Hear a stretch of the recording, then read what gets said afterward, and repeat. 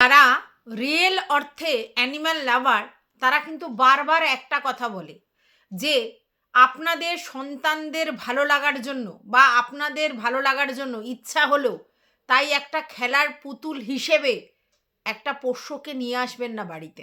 একদম না। অ্যাডপ্ট করার মানসিকতা যদি থাকে, যদি তাকে প্রপার টেক কেয়ার করার মানসিকতা থাকে, নিজের সন্তান সম মানুষ করার ক্ষমতা থাকে, তবেই নিয়ে আসবেন, নচেত না।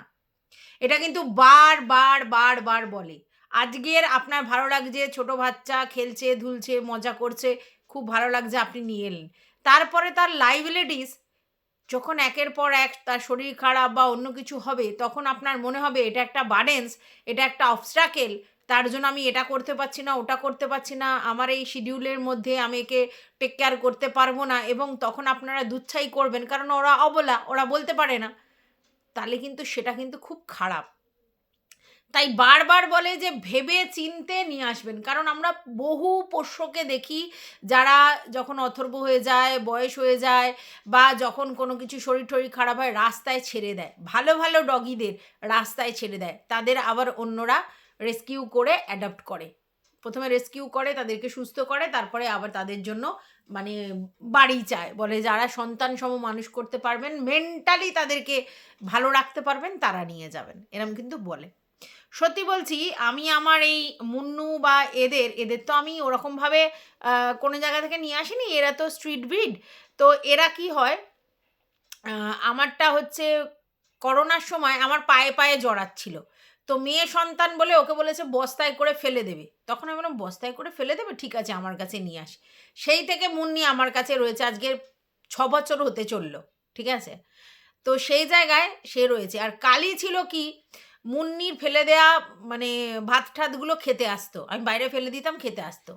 তো ওই আধা ওইরম অবস্থায় তো খেলে ওর হয় না, তো আমি বললাম ঠিক আছে, তাহলে ওদের জন্য দুটো করে ভাত করি। মুন্নির ওই কালির সঙ্গে তখন একটা ভুলি ছিল, মানে 2 বোন ওরা ছিল, দুজনে আমার কাছে আসতে শুরু করলো। আরও দুটো ছেলে কুকুর ছিল তখন, কিন্তু তারা তারপরে চলে গিয়েছিল, ওই দুটোই ছিল।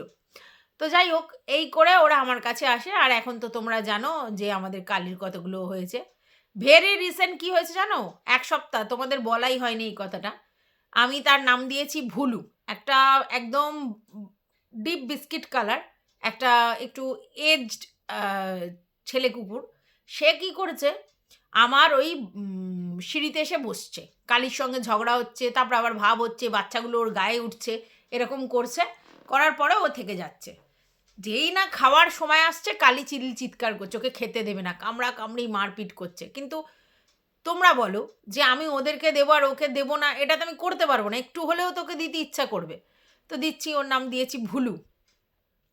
তো যাই হোক, এবার সেই ভুলু আসছে, সেই ভুলুটা মনে হচ্ছে কারোর পোষ্য ছিল, কারণ সে ভুলুটা দেখছি আদর খেতে আসছে। এমনি দেখবে কোনো স্ট্রিট ব্রিড তোমার কাছে আসলে চট করে তোমার গায়ের কাছে আসবে না, একেবারে প্রথম থেকে যদি দেখে আলাদা কথা, নাহলে চট করে গায়ের কাছে আসবে না। ও লেজ নাড়াচ্ছে, মাথাটা নিয়ে আসছে, আমাদের আদর খাচ্ছে। আমি অবাক হয়ে গেলাম, মনে হচ্ছে কারোর পোষ্য ছেড়ে দিয়েছে তারপর এখানে এসেছে। তো যাই হোক, এটা গেল আমার পোষ্যদের ব্যাপার।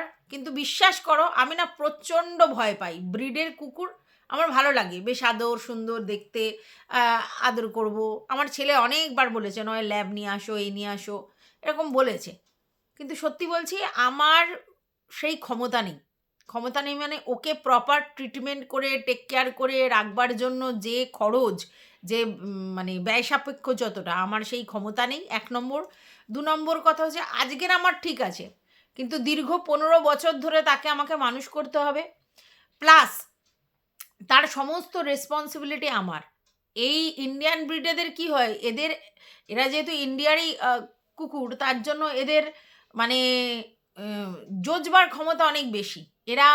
এদের জন্য অতটাও তোমাকে মানে আর কি টেক কেয়ার করতে হয় না। এমনি ব্রিডের মানে বাইরের যে বিদেশি ব্রিডগুলোর যে টেক কেয়ার আছে, যতটা সেনসিটিভ ওরা, ওদের জন্য যত ওষুধ খরচ, যত মানে খাবার খরচ, ওরা খুব সফট হয়, ওদের মানে প্রচুর বেশি কেয়ারিং করতে হয়। তো আমি সত্যি কথা অক্ষম। তার জন্য আমার ছেলে অনেকবার বললেও আমারও ইচ্ছে হয়েছে, অক্ষম মানে এমন নয় যে ওরা একার, আমারও ইচ্ছা হয় রাস্তায় দেখলে। আমাদের এখানে একজন মানে সেল করে, তাকে দেখলে রাস্তায় অনেক লাসা মাসা দেখলে খুব ইচ্ছে করে। কিন্তু ওই যে বললাম, নিয়ে আসলে তো হবে না। কিনে নিয়ে আসতেই পারি, কিন্তু কিনে নিয়ে এসে তারপরে তার যত্নটা কি করতে পারবো প্রপার?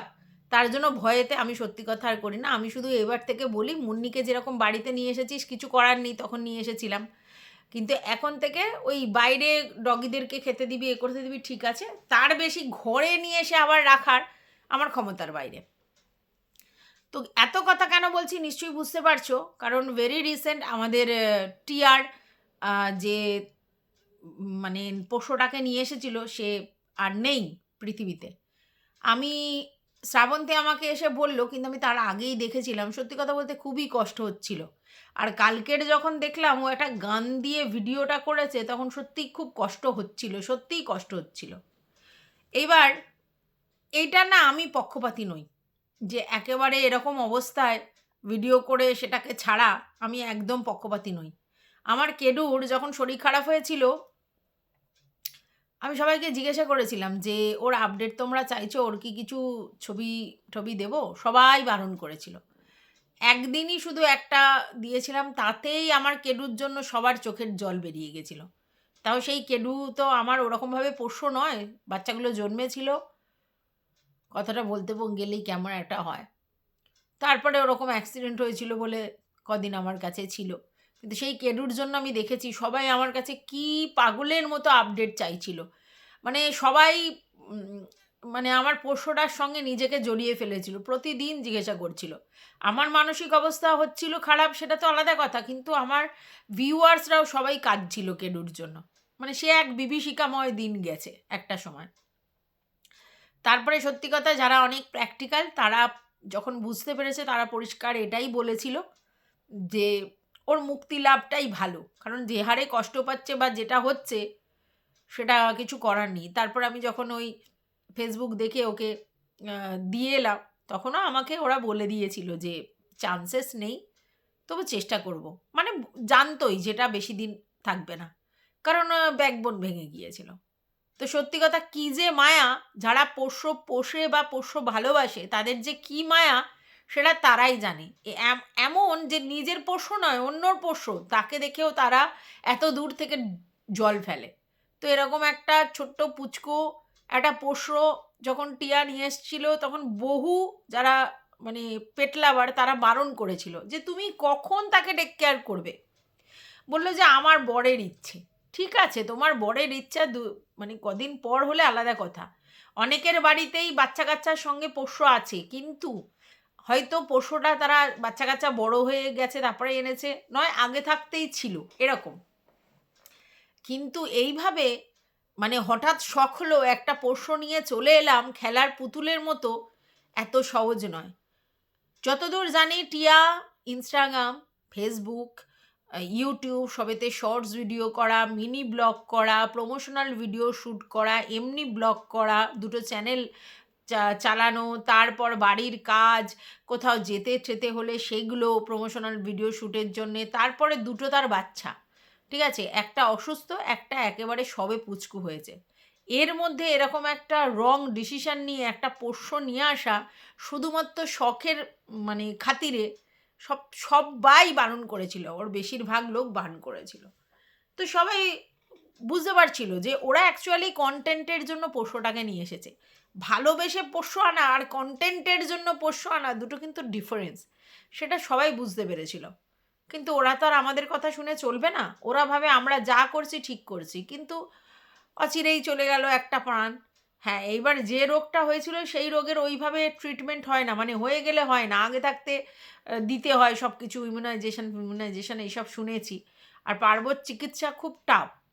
একবার যদি এই ভাইরাসটা ঢোকে, তাহলে মানে কিছু করার থাকে না, 2-3 দিনের মধ্যেই প্রবলেম ক্রিয়েট হয়ে যায় শুনেছি।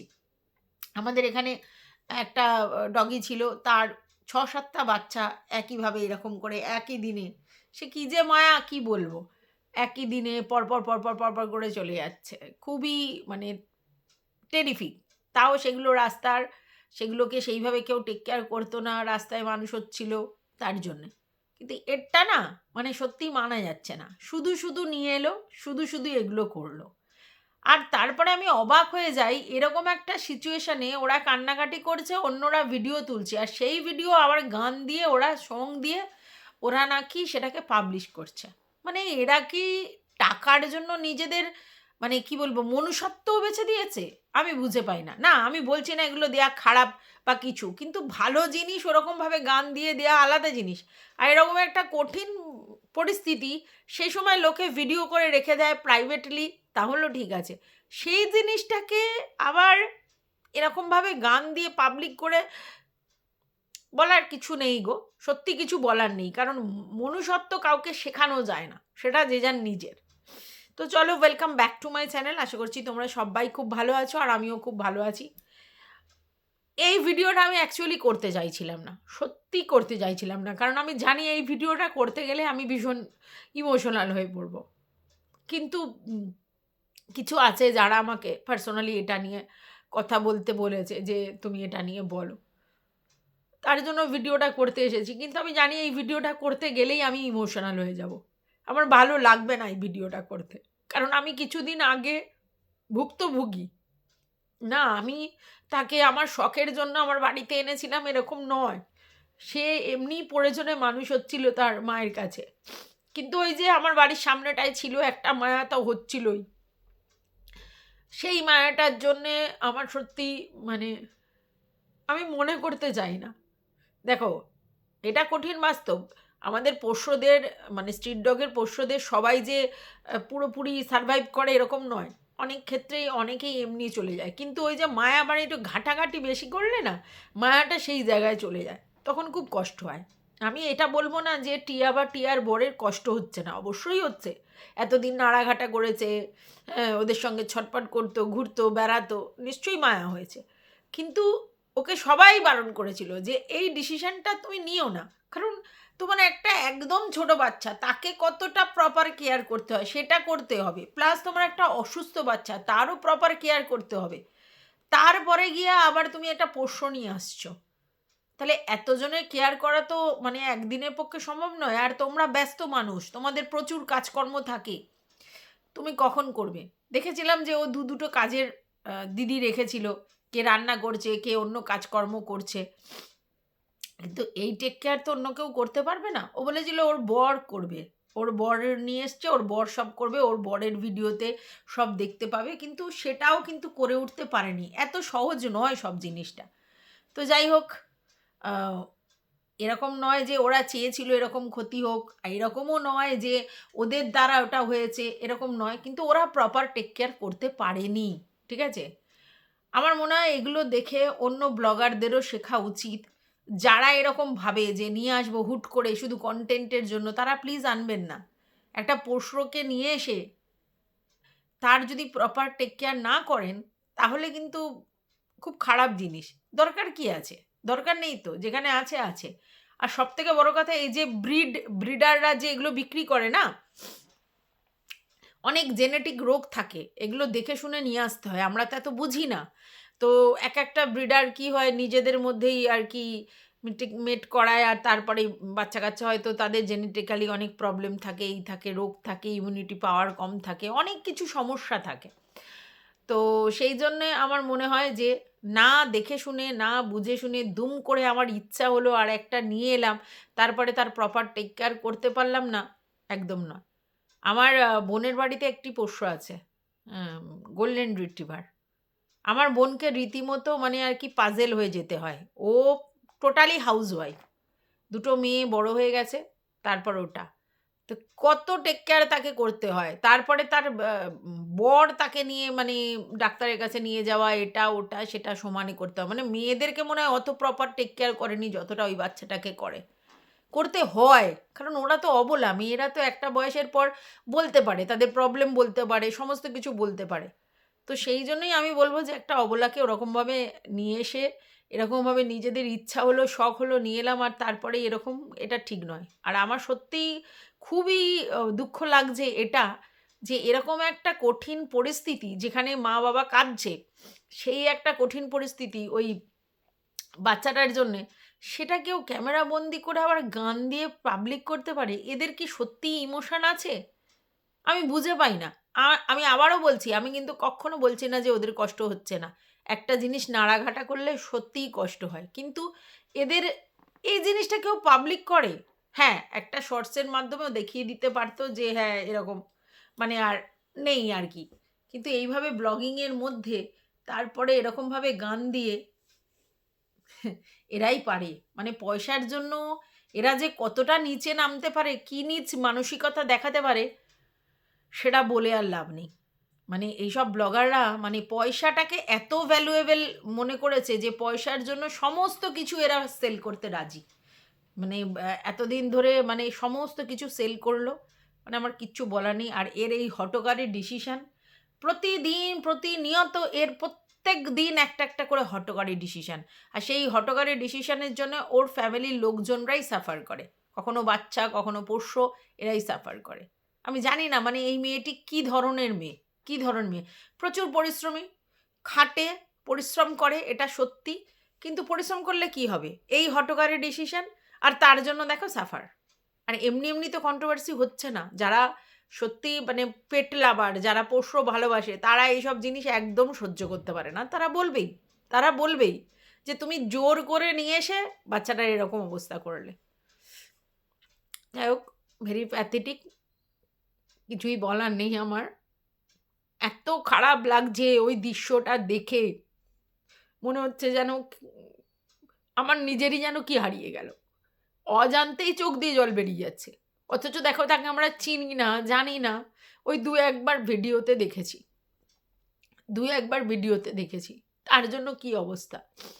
আর আমাদের শ্রাবন্তী, সে তো চারিদিকে ঘুরে ঘুরে আর্তনাদ করছে সব জায়গায় গিয়ে। ও প্রচুর পোষ্য ভালোবাসে। আমার পোষ্যর সময় ও আমাকে অনেক, অনেক সাজেশন দিয়েছিল। এটা করো, সেটা করো, আমি দেখছি, আমি বলছি, এখানে ফোন করো, সেখানে ফোন করো, অনেক বলেছে। আমি করেও ছিলাম ফোন, কিন্তু তারা ওই ছোট বাচ্চা বলে নেয়নি। কিন্তু যাই হোক, মানে কি ওরা, ও এতই পোষ্য ভালোবাসে তাই জন্য এতটা হেল্পফুল আর কি এইসব ব্যাপারে। আর ওই জন্য ও ডুকরে চারিদিকে করেছে। ও বলছিল কালকে যে আমার মন ভালো নেই, আমার মন ভালো নেই। যাই হোক, আমি আর এই ভিডিওটা কন্টিনিউ করছি না, কিছু বলার নেই। টাটা।